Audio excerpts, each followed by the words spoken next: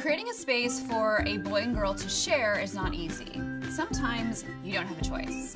So by splitting the room in 2 different rooms, we were able to create a space for her and him that somehow worked together.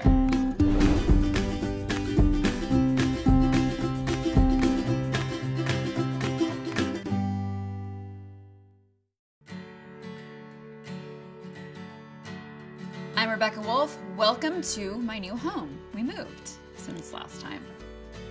I live here with my husband Hal, my 6-year-old son Archer, my 3-year-old daughter Fable, and recently we added twin daughters to our family. My husband Hal and I recently moved into this new house, and before I was thinking of getting any rooms in order, I knew I was going to have to start with Archer and Fable's room.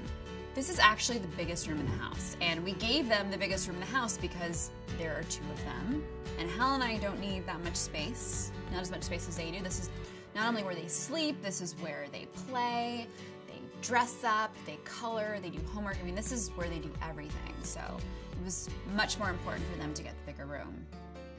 So because they have such distinct personalities and tastes and styles, the trick was to create a room that felt cohesive even though we were splitting it down the middle and separating their spaces.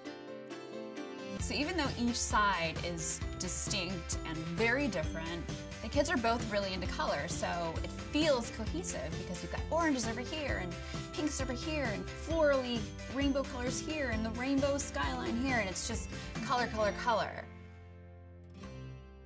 I am not a furniture splurger at all, but I knew that we were going to need a bunk bed, and I knew that we would need a bunk bed that we would love because we have twins that will someday use the bunk beds, and in a million years when we have 400,000 grandchildren, which we clearly will have, we're gonna wanna keep this bunk bed. So the big splurge was the bed. It's modern, but not in a trendy way. I think it's a classic piece that will look good forever. But it also, the 2 beds can be separated. So we're bunked up right now, but all you have to do is take it apart, and then we have 2 twin beds and a bookshelf.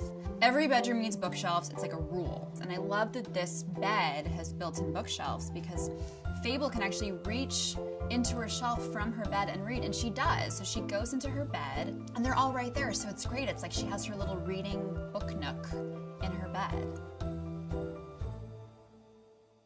So the bedding accidentally matched. That was not planned. I actually was planning on buying all new bedding for the room until we hung the curtains, and I realized, like, oh, this is the perfect matching match. It actually looks like they were a set.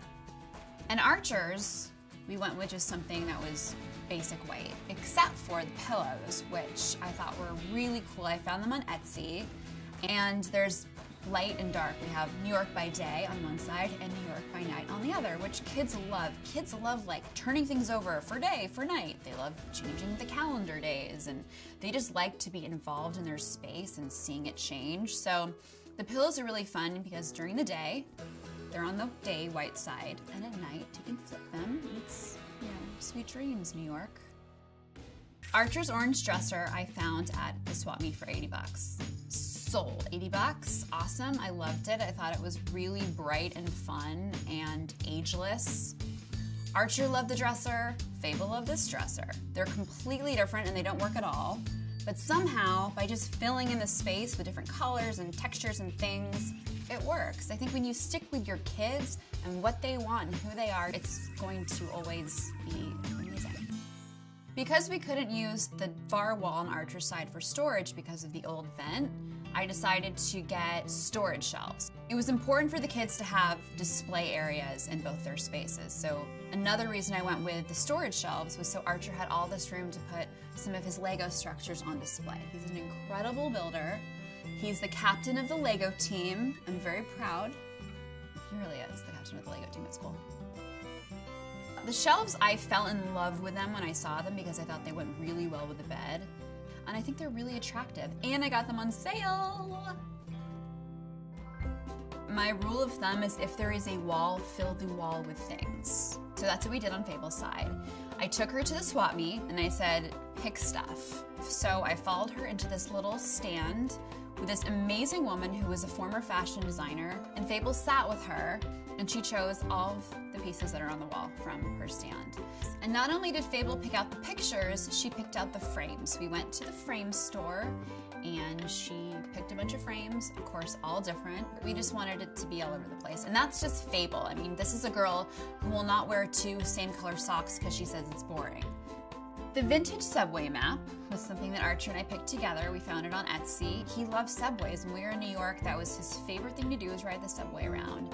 He loves maps. He's fascinated looking at the way things work. And the colors are great. I mean, it's just a really cool piece, and it's something that's classic that I'll have forever. And the picture frame next to it is Archer's Empire State Building. After he finished drawing, he said, "Mom, this is the best drawing I've ever done." Like, he was super proud of his drawing. So I framed it and I put it in his room because all children should be surrounded by the things that make them proud of themselves.